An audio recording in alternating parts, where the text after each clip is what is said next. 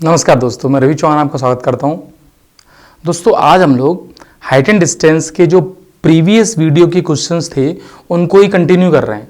ठीक है, अब वीडियो की थॉट की बात करते हैं। तो एक छोटा सा थॉट दे रहा हूं, ध्यान से समझना।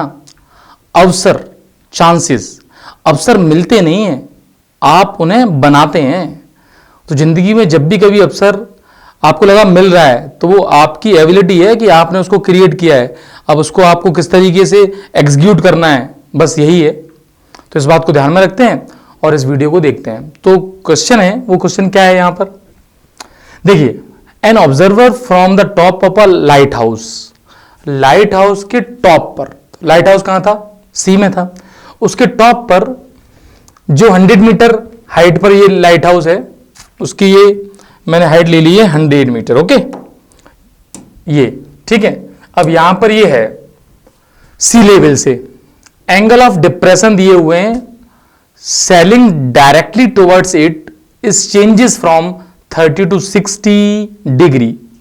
ओके, मतलब इस लाइट हाउस पर और बात आ रही है कि अपने पास कोई एक इंडिविजुअल, मैं इधर ले लेता हूं, चलो इसको, एक कोई बोट है, उसकी तरफ आ रही है, और बोट जो इसकी तरफ आ रही है उसका जो एंगल है वो चेंज हो रहा है। अब एंगल चेंज कहां से हो रहा है? 30 to 60। तो 30 तो दूर वाला ले लेता हूं, इसका कलर चेंज कर देते हैं। ये तो कलर चेंज करना पड़ेगा भाई तुम्हारा। हाँ, और अब कलर हमेशा के लिए चेंज कर दें। चलिए, अगली बार यदि कलर आता है तो चेंज करके पहले ही आप, ठीक है। अब सुनो, तो डायग्राम में क्या हो गया? पहले 30 डिग्री हो गया, फिर ये चेंज हो गया, अभी आगे बढ़ेगा, अब इंडिविजुअल आगे जा रहा है, तो इसका जो एंगल है वो चेंज होगा। बेटा, अब बच्चों की समस्या क्या है कि 30 से 60 है। अब वो पूछते हैं 30 कौन सा बनेगा, पास वाला, दूर वाला? अब इसको थोड़ा अंडरस्टैंड करके रखो। जितनी दूर जा रहा है उतना एंगल कम होगा ना, पास में आ रहा है तो एंगल बढ़ेगा। और डायग्राम से भी देख सकते हो, तो जो 60 है वो मैंने मान लो यहां से बना दिया इसका, और ये वाला काम इसका हो गया है। ठीक है, find the distance travelled by the ship during the period of the observation. तो जो भी ऑब्जर्वेशन चल रहा था वो सपोज पॉइंट ए से पॉइंट बी के बीच में ऑब्जर्वेशन है, जिसमें एंगल चेंज हो गया 30 से 60। अब ये एंगल ऑफ डिप्रेशन है या फिर एलिवेशन है? मैंने तो भी एलिवेशन बनाए हैं, और डिप्रेशन बनाना तो कुछ नहीं करना है। यहां पर एक हॉरिजॉन्टल लाइन खींचनी है, ये मान लेता हूं मैं हॉरिजॉन्टली है, और एंगल ऑफ डिप्रेशन तो पहला ये 30 है और दूसरा ये 60 है। तो यहां लिख देते हैं इसको 30 और इसको 60। इस बात को बता देनी है कि भाई अपने पास जो लाइट हाउस है उसको मैंने ले लिया है सपोज CD, यहां पे ही मेंशन कर देना है कि लाइट हाउस क्या है? CD। ये लाइट हाउस हो गया, जो भी अपने लाइट हाउस हम लोगों को गिवन है। ठीक है, उसके बाद जो बोट है उसकी पोजीशन बता देनी है, A एंड B। अब हमें क्या निकालना है? Distance travelled by the ship. तो ये भी डिस्टेंस पूछ रहे हैं, तो मैंने इसको x ले लिया, इसको y ले लिया। अब बेटा ऐसे क्वेश्चंस में कुछ नहीं करना, ये हाइट दे रखी है 100 मीटर है, क्योंकि इतनी सारी बातें अननोन तो नहीं हो सकती है ना, 2 अननोन तक तो चल जाएगा। अब ट्राइंगल राइट एंगल देखने हैं फटाफट। तो CAD, तो ट्राइंगल CAD में हम लोगों को लेना है tan 30। अब tan 30 की वैल्यू क्या आ जाएगी बेटा? परपेंडिकुलर यानी 100 अपॉन x प्लस वाई, यहां से की इक्वेशन बन जाएगी। तो इसकी वैल्यू होगी 1/√3 is equal to 100 upon x plus Y. तो यहां से x प्लस वाई की वैल्यू आ गई बेटा, ध्यान से देख लो, 100√3। इक्वेशन नंबर 1 डाल दी मैंने। अब ये डायग्राम बहुत बड़ा हो गया, तो दूसरी इक्वेशन यहां बना देता हूं। ट्राइंगल CBD, यहां पे मैं ले लूंगा क्या? tan 60, और tan 60 क्या है? 100 अपॉन y। तो y की वैल्यू कितनी आ गई? 100 अपॉन √3। निकालना क्या भाई मुझे? x प्लस वाई, दोनों x प्लस वाई तो ऑलरेडी आ चुका है। डिस्टेंस, अच्छा x निकालनी है, ओके, तभी मैंने कहा कि x प्लस वाई तो आ ही गया है। निकालना है x, तो x प्लस वाई और y तो डायरेक्टली आ जाएंगे, तो इसमें से उसको माइनस कर दो। Means distance AB is equal to 100√3 minus 100 upon √3। बेटा 100 हो जाएगा कॉमन। अब ये कैलकुलेशन तो होनी चाहिए, नहीं होती तो फिर थोड़ा हो जानी चाहिए। एलसीएम लेंगे 3 - 1 अपॉन √3, तो ये आ गया 200/√3। यहां पे छोड़ सकते हो, वैसे मेरी समझ से तो उसको 200√3/3 लिखना। मीटर सेंटीमीटर जो कुछ भी है, मीटर है तो मीटर आ गई, ये लेंथ लिखना है। क्योंकि मैथमेटिक्स का जो रूल है ना वो भूलना नहीं है। वो रूल क्या कहता है कि जो सर्ट्स हैं उनको डिनोमिनेटर में नहीं छोड़ना है, उनको डिनोमिनेटर में बिल्कुल नहीं लिखना है, उनको कहां लिखना है, न्यूमरेटर में। ये बात समझ में आ रही होगी, ठीक है। चलें आगे, चलिए। तो ये एक क्वेश्चन हो गया, 2016 का क्वेश्चन है। सारे क्वेश्चन देखो बेटा, हाइट एंड डिस्टेंस में number of question he attend करने हैं, तो नंबर ऑफ क्वेश्चन इसलिए मैं इसको बना दे रहा हूं, आप ध्यान से समझते रहना। नेक्स्ट क्वेश्चन क्या है, ये भी 16 का है। Vertical tower stand on a horizontal plane and is surmounted by a flag staff of the 5 metre from a point on the ground, the angle of elevation of the top and bottom of the flag staff. तो बेटा ये flag staff हो जाए, दो aeroplane हो जाए, बस ये सीधे बन जाए मुझसे, और कुछ भी नहीं है। तो मान लो ये अपना एक टावर है, जो भी है ये हॉरिजॉन्टल प्लेन मान लेता हूं मैं, जो कि सीधा जैसा ही लग रहा है। अब मैंने फ्लैग स्टाफ तो मैं इसमें ही बना दूंगा यहीं पे। ये मान लो मेरा इतना बड़ा, ये यहां से यहां तक झंडा है। अब जो ग्राउंड पे पॉइंट है वो टॉप और बॉटम का पॉइंट सपोज मैं पास में ले लेता हूं इस बार, ठीक है, यही पॉइंट है।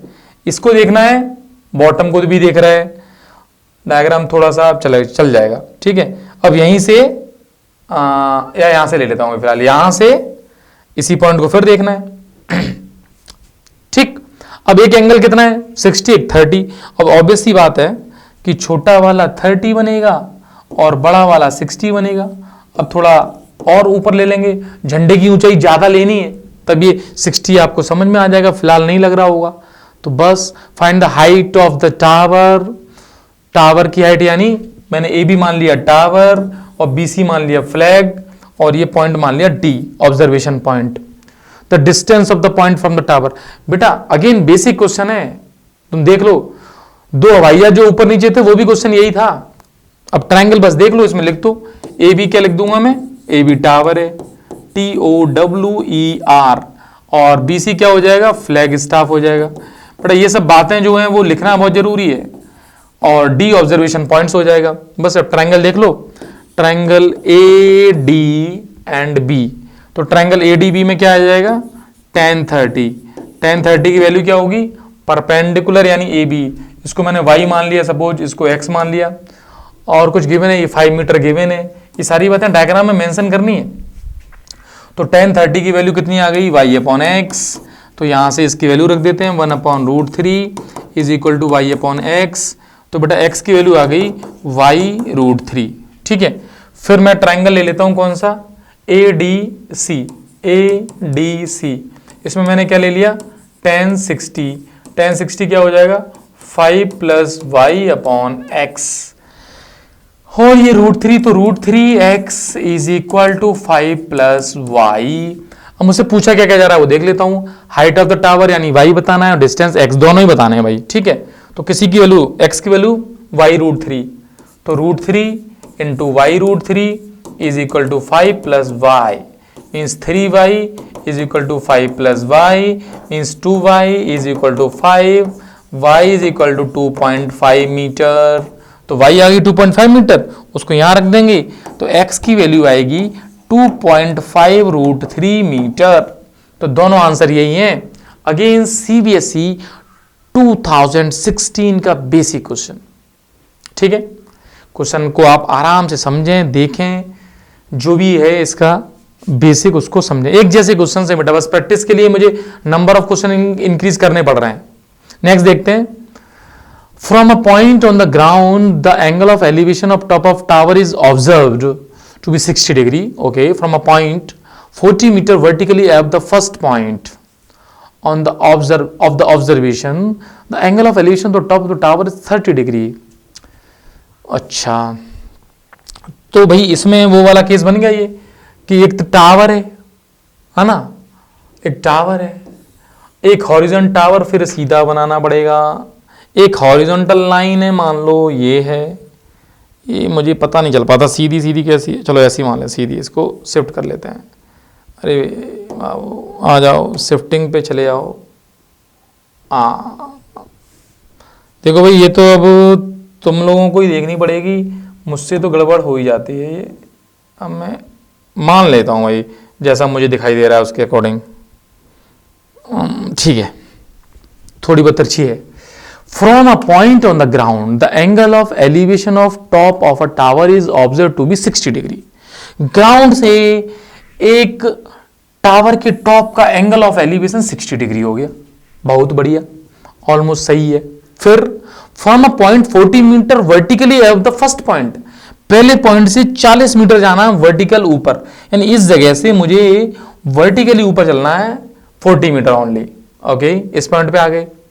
आगे फिर क्या कह रहा है, the angle of elevation of top of tower is 30 degree.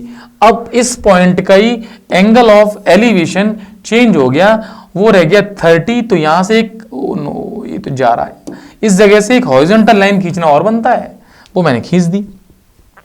Means मुझे इस एंगल को 60 लेना है, इस एंगल को 30 लेना है, इतनी सी बात। इस हाइट को 40 मीटर लेना है। ये फर्स्ट ऑब्जर्वेशन है, ये सेकंड ऑब्जर्वेशन है, और ये अपना टावर है CD। बस find the height of the tower, horizontal distance from the, कुल मिला के इजी एंड इजी। डायग्राम बनाने के बाद क्वेश्चन कुछ बचेगा नहीं बेटा। देखो अब वो बातें सब लिखनी है। CD क्या है, टावर है। फर्स्ट ऑब्जर्वेशन पॉइंट कितना है A, सेकंड ऑब्जर्वेशन पॉइंट कितना है B। बस तो ये सारी बातें बता दो उसको और डायग्राम के अंदर मेंशन कर दो। और फिर ट्राइंगल CAD, अब ट्राइंगल CAD में क्या लेना है बेटा, tan 60। tan 60 की वैल्यू क्या हो जाएगी बेटा, परपेंडिकुलर यानी CD अपॉन बेस, यानी मानने वाली बात है, मान लेते हैं इसको x मान लिया मैंने, CD अपॉन CD भी इसको कुछ मानना मान लेते हैं, कुछ दे तो नहीं रखा, बस 40 दे रखा, तो 40 तो यही हो गया, बस ऊपर वाले को y मान लेते हैं, है ना। तो CD हो जाएगी y प्लस, और इसको x मान ही लिया है, तो ये हो जाएगा y प्लस 40 अपॉन x। इसकी वैल्यू कितनी है, √3, तो √3 रख के और ये इक्वेशन बन जाएगी √3x is equal to y plus 40, equation number 1। ठीक है, उसका ट्रायंगल ले लेंगे हम लोग ABCD, E पॉइंट डाल के EBD। तो ट्रायंगल EBD, इसमें ले लिया मैंने tan 30, और tan 30 की वैल्यू हो जाएगी y अपॉन x, और इसकी वैल्यू कितनी है बेटा, 1 अपॉन √3 y अपॉन x, तो यहां से x आ जाएगा √3y। यस और नो, x √3y आ चुका है, और ये अपने पास है ही है, तो दोनों इक्वेशन को सॉल्व कर देते हैं, x की वैल्यू यहां रख देते हैं, तो √3y, x की वैल्यू पुट कर दी, तो √3 यही है, x की value √3y is equal to y plus 40। अब आप ध्यान से देखो, अपना y आ चुका है, 3y is equal to y plus 40, y इधर आएगा तो 2y is equal to 40, y की वैल्यू कितनी आ गई बेटा, 20 आ गई, तो 20 मीटर y आ गया, y आ गया तो टावर आ गया, ये 20 आ गया तो टावर कितना हो गया, 60, ये 60 आ गया। डिस्टेंस भी पूछिए तो x बता देंगे, x यहां से आ जाएगा, तो ये डिस्टेंस कितनी आएगी, 20 √3 मीटर। दोनों आंसर आराम से समझने और लिख देने हैं कि भाई 20 √3 तो हो गई हॉरिजॉन्टल डिस्टेंस, और जो टावर की हाइट हो गई वो हो गई 60 metre. What it, height and distance के क्वेश्चंस में जो तुम लोग ऑब्जर्व कर पा रहे होगे वो देख रहे हो कि इजी क्वेश्चंस हैं भाई। जो कुछ थोड़े से स्पीड वगैरह के वो मैं ले लूंगा, शायद इसमें तो नहीं आ पाएंगे, नेक्स्ट में देखता हूं, यदि है तो देख ही लेते हैं, बाई चांस कोई मिल जाए। The shadow of a vertical tower, ये भी क्वेश्चन इजी सा है। The shadow of vertical tower on the level ground is increased by 10 metre. अब वो इंक्रीज्ड बाई का कॉन्सेप्ट है बस, है ना।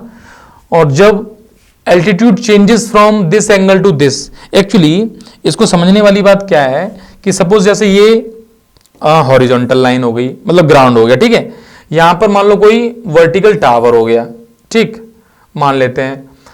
अब यहां सन है अपना, ये सन है ना, सन। अब सन यहां पर है तो कुछ ऐसा रे आएगी, और एंगल एक बार कितना बनेगा, 30 45। तो मैं काम करता हूं, तो मैं एंगल बना के दिखा देता हूं। देखो जो भी चेंज हो रहा है ना वो एक पॉइंट पे हो रहा होगा, एल्टीट्यूड ऑफ द सन। देखो सन चेंज कर रहा है, तो सन चेंज कर रहा है, ये बात समझनी है।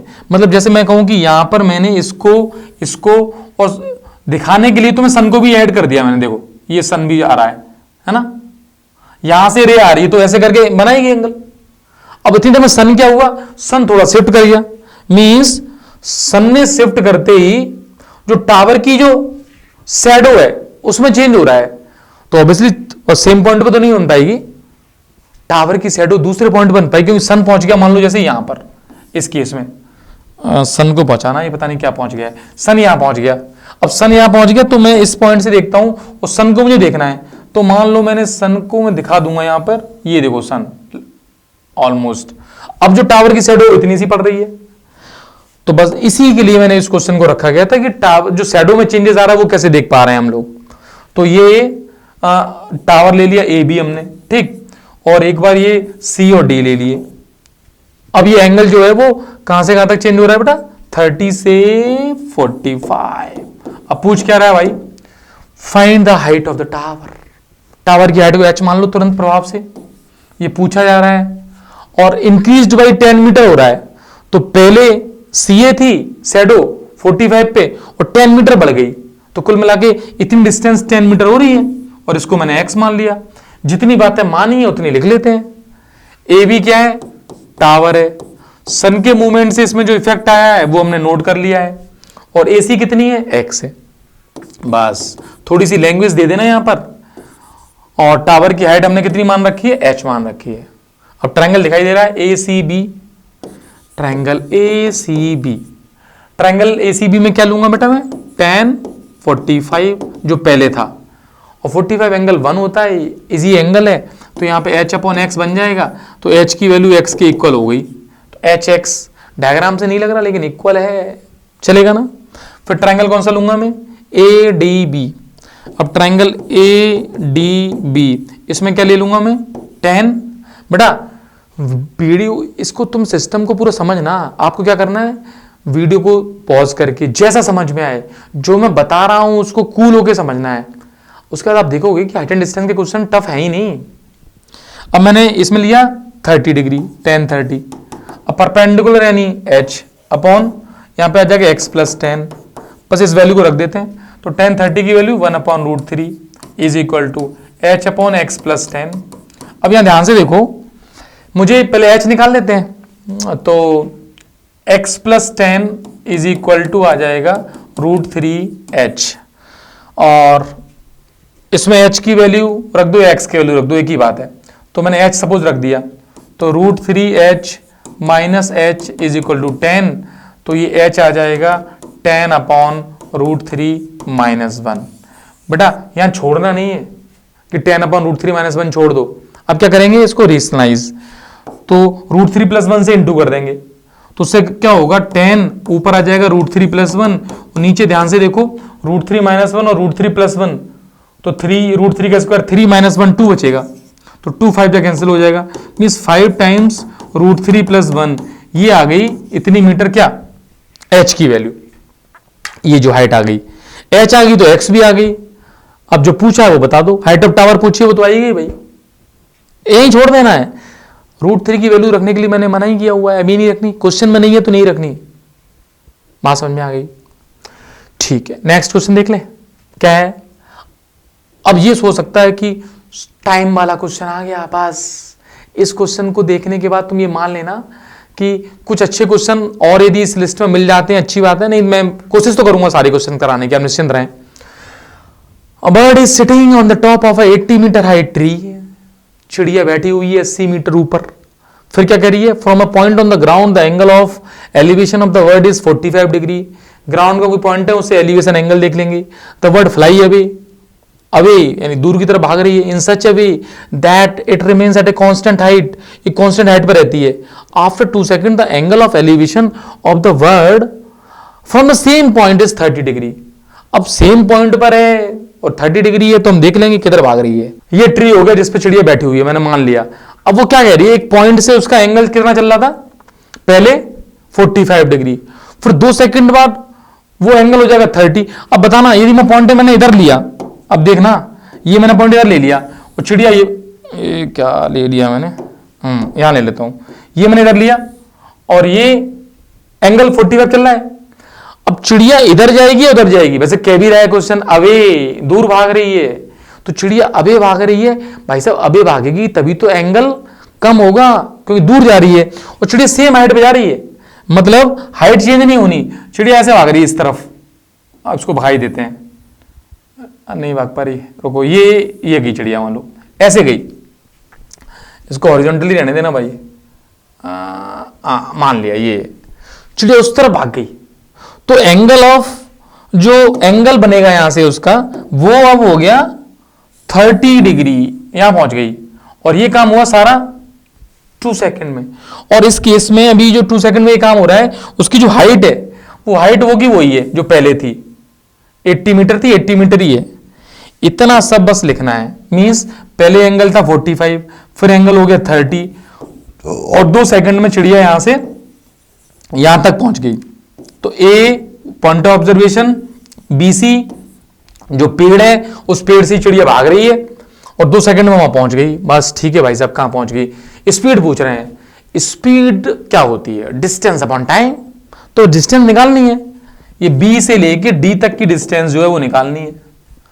अब ट्रायंगल कहां कहां बनना है वो दिखाई दे रहे हैं मुझे। एक तो ट्रायंगल बनना है BAC, जिसमें ये मैं 80 को यूज कर लूंगा, ठीक है। तो बातें सब यहां मेंशन करनी है कि कौन सा पेड़, कौन सी चिड़िया, सब कुछ बता देना है। मैं एक बार बता दे रहा हूं, ये ट्री है, पॉइंट ऑफ ऑब्जर्वेशन A है, और फिर वो सब मेंशन करना है, लिख देना है ये यहां पर। अब मैं तो डायरेक्ट सॉल्व कर रहा हूं भाई साहब। ट्रायंगल BAC, यहां पे मैंने लिया tan 45, तो ये बहुत आसान हो गया। It is nothing, it is the 80 upon AB, तो ये AB की डिस्टेंस आ गई 80, मतलब जो ऑब्जर्वेशन पॉइंट था वो 80 मीटर की डिस्टेंस पर है। अब चिड़िया यहां से उड़ गई, उड़ के वहां पहुंच गई, तो ट्रायंगल चेंज DA ABCDE, तो ये हो गया after 2 second triangle is DAE, और एंगल इज tan 30, और वैल्यू इज देखो परपेंडिकुलर तो 80 है अभी भी, 80 अपॉन ये 2 सेकंड में वो डिस्टेंस, और ये डिस्टेंस तो अपने पास आ चुकी है 80 है, तो 80 प्लस उसको मान लो कुछ, लो 2 सेकंड की डिस्टेंस को मैंने x मान लिया अभी, तो ये प्लस x आ गया। अब कुछ नहीं करना है इसमें, तो इसका यूज ही हो गया, 1 upon √3 is equal to 80 upon 80 plus x। बेटा कैलकुलेशन करके 80 plus x is equal to 80 √3। अब ध्यान से देखो x की वैल्यू आ गई 80 √3 माइनस 80, और सुनो speed is nothing distance upon time. तो यदि मैं इसको टाइम t से डिवाइड कर दूं, पहले तो इसको लिख लूंगा मैं 80 अपॉन √3 माइनस 1। अब ये काम 2 सेकंड में हो रहा है, तो स्पीड लिखना मेरे लिए बहुत आसान है, लेकिन स्पीड पूछ किस में रहे हैं? ज्यादातर स्पीड पूछी जाएगी, जैसे इसमें मीटर दिया हुआ है तो मीटर पर सेकंड में आ गई, तुम लिख सकते हो कि स्पीड इज इक्वल टू, मैं यही लिख देता हूं, डायग्राम भी दिखाई देता रहेगा, डिस्टेंस यानी 80 times √3 minus 1 upon time 2, it is the 40 times √3 minus 1, and unit is metre per second. 40 √3 minus 1 metre per second, ये इस चिड़िया की स्पीड है जिससे ये भाग के वहां पहुंच गई है। अभी आगे कितनी भाग रही है, भागने तो स्पीड पता चल गई हम लोगों को। मेरी बात समझ में आ रही है? ये क्वेश्चन में ऐसा कह सकता हूं कि थोड़ा सा एक्चुअली लेटेस्ट ईयर्स में आया, वो ईयर तो नहीं लिखनी चाहिए मुझे, आया वो क्वेश्चन है, ऑब्वियसली आप देख सकते हो, कहीं मिल जाएगा आपको। तो ये बात समझ में आ गई। इसके बाद कुछ है, क्वेश्चंस तो बहुत सारे हैं। A man on a cliff, बच्चे पूछते हैं क्लिफ क्या है? चट्टान sorry. Observes a boat at an angle of depression 30 degree. देखो जो चट्टान है वो थोड़ा ऊंचाई पर बनती है, तो मान लो ये चट्टान है भाई, क्लिफ है ना। अब जो भी मीनिंग इसका है वो देखते हैं, मतलब की बात समझते हैं। यहां पर कोई व्यक्ति ऑब्जर्व कर रहा है, किसको? बोट को। अप्रोच कर रही है किधर? देखिए, a man on the cliff observe a boat at an angle of depression 30 degree which is approaching the shore. वो किनारे की तरफ आ रहा है, तो क्लिफ वहीं पर है। अच्छा, immediately when it the observer with a uniform speed, यहीं आ रही है, यहीं पर इसके नीचे ऑब्जर्वर ऊपर बैठा हुआ है, with a speed uniform speed, okay, full stop. 6 minute later, 6 minute बाद क्या इवेंट हो रहा है, the angle of depression of the board is found to be 60 degree. Means जो व्यक्ति यहां से पहले एंगल ऑफ डिप्रेशन देख रहा था वो था कितना था भाई, 30 डिग्री। फिर एंगल ऑफ डिप्रेशन हो गया चेंज। अभी मैं बना एलिवेशन ना हूं, डिप्रेशन तो मुझे यहां से लिखना पड़ेगा। मैं मान लेता हूं ये डिप्रेशन के लिए हॉरिजॉन्टल लाइन है, आपको भी माननी पड़ेगी।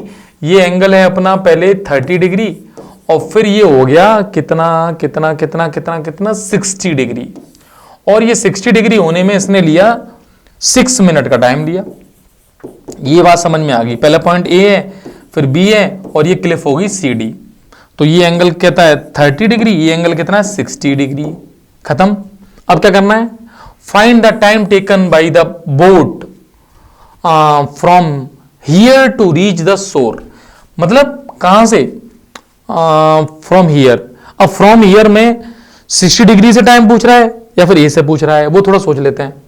Immediately when the observer with a uniform speed 6 minutes later the angle of depression is board is found to be 60 degree, find the time taken by the boat from here to the तो इतना ही पूछ रहा है भाई। 60 degree के बाद ये वहां पहुंचने का टाइम कितना है, 6 मिनट का टाइम तो पता चल गया ना उसको। अब कह रहा यहां से वहां पहुंचने में कितना टाइम लग रहा है। ठीक है, तो बात समझ में आ गई। देखते हैं। तो बेटा कुछ है ही नहीं इसमें, अपने पास जो जितनी भी इसमें इंफॉर्मेशन है वो हमने डाल रखी है। तो इसको हमने मान लिया h, इसको मान लिया x, ये इंफॉर्मेशन है। ये कितनी बार तो ऐसे क्वेश्चन आए हैं। ये सारी जो लैंग्वेज है वो तो लिखनी है। ट्रायंगल देखते हैं, C A D. Triangle C A D में क्या लेंगे, tan 30 और tan 30 की वैल्यू बेटे कितनी, परपेंडिकुलर अपॉन। अच्छा भैया टाइम दिया है और यूनिफॉर्म स्पीड है, तो ये डिस्टेंस जो है ना, डिस्टेंस का फॉर्मूला क्या होता है, स्पीड इनटू टाइम। तो मैंने मान लिया ये डिस्टेंस है 6u, मान लिया सपोज, है ना। तो ये मैं लिख रहा हूं 6u और प्लस वो मैंने x मानी हुई है। या फिर मुझे टाइम निकालना है तो उसको भी मैं काम कर सकता हूं, x के चक्कर में ना फंसो। उसको मैं मान लेता हूं टाइम लग रहा है t, तो वहां कितनी हो जाएगी भाई, ut। तो ut x बराबर ut लिख दूं यहां पे ut। तो इसको मैं यहां पर ut के फॉर्मेशन में ही लिख देता हूं। देखिए ut, ये u है, ठीक है, ut, u कॉमन हो जाएगा।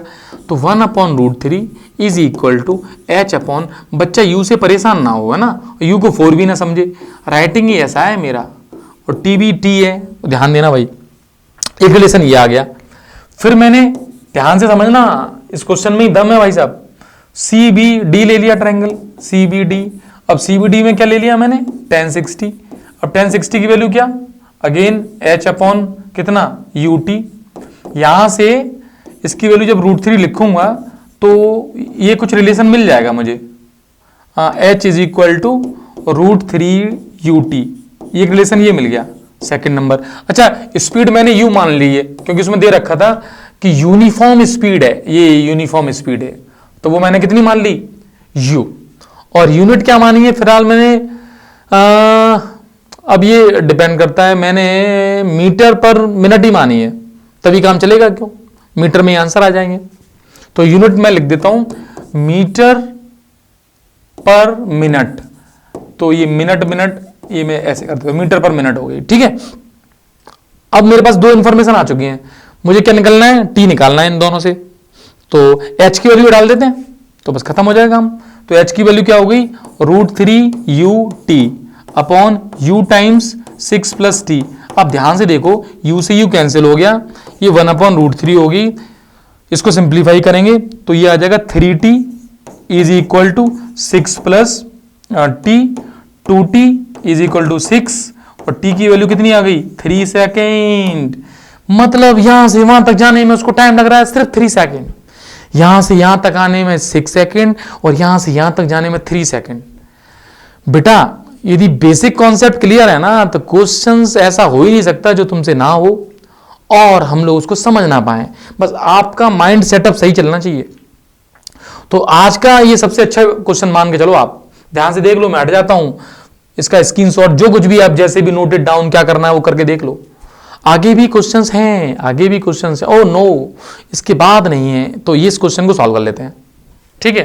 तो आज का ये लास्ट क्वेश्चन हो जाएगा, ठीक, ओके। क्वेश्चन अच्छा है और ये 23 में आया हुआ है, मैं ईयर्स लिखना भूल गया हूं उनकी भाई, आप देख लेना। स्फेरिकल बैलून ऑफ रेडियस, अब मुझे एक बनाना पड़ेगा स्फेरिकल बैलून, जो कि मुझे 3D फिगर में लेना, 2D में ले लेता हूं। मान लो ये एक बैलून है, ठीक। अब बैलून लेने के बाद मुझे इसमें हॉरिजॉन्टल से इसकी हाइट लेनी पड़ेगी, तो फिलहाल के लिए मैं इसको ऐसे मान लेता हूं, ठीक। और मेरा साथ देने के लिए इसको मैंने ऐसे मान लिया।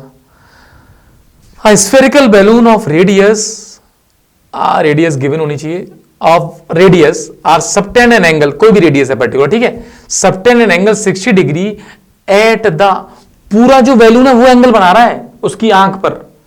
कोई भी चीज कैसे एंगल बनाती है, उसकी रेज निकल के आएंगी तो ऊपर से नीचे तक डायमीटर के अलॉन्ग पूरा, मतलब मैं यहां बनाने की कोशिश कर रहा हूं, देखना इस पॉइंट पर एक रे तो इधर से आएगी, ठीक, और इसी पॉइंट पर, ये ध्यान से समझना, इसी पॉइंट पर एक रे इसकी यहां से आएगी। इसने ये एंगल बनाया 60 डिग्री, ठीक है भाई, ये एंगल है 60 डिग्री, इतना सा 60 degree. If angle of elevation of it centre, centre का जो एंगल ऑफ एलिवेशन है, तो फिर मुझे इस पॉइंट से सेंटर वाले, ये क्या कर देता हूं मैं, इस पॉइंट से सेंटर वाले पॉइंट को ऐड करना है, ठीक है, और ये एंगल कितना है 45 degree from the same point. Then prove that height of the centre of the balloon is √2 time its radius, तो रेडियस ले लेंगे, r है, मींस अब मुझे इसकी हाइट में और रेडियस में एक रिलेशन बनाना है। तो बेटा थोड़ा सा अच्छा क्वेश्चन इसको बोल सकते हैं, मैंने डायग्राम छोटा लिया है लेकिन इसमें बेसिक कॉन्सेप्ट सर्कल का भी यूज हो रहा है। देखो है तो बैलून, फिगर 3D है लेकिन काम 2D में चलना है, ठीक। अब आप ध्यान से देखो, यदि ऑब्जर्वर पॉइंट A मान लूं, इसकी हाइट मैंने B, सेंटर को मैंने C मान लिया और इस पॉइंट को D मान लिया, तो मेरा एक पूरा एंगल तो कितना है 60, वो पूरा मतलब बीच वाला जो बैलून बना रहा है 60, और ये एंगल कितना है, ये 45, ठीक, यही तो बात है, 45 degree from the same points. Then angle of elevation है ये तो भाई, तो एंगल ऑफ एलिवेशन हॉरिजॉन्टल से ही बनेगा। तो चलिए इसी के साथ हम लोग इस वीडियो को फिनिश करते हैं। आप आराम से इसको देखें, नोट इट डाउन करें, ढंग से समझें, और आगे फिर हम लोग और फर्दर क्वेश्चंस इसमें लेके आएंगे, ठीक है। तो अभी के लिए इतना ही, नमस्कार।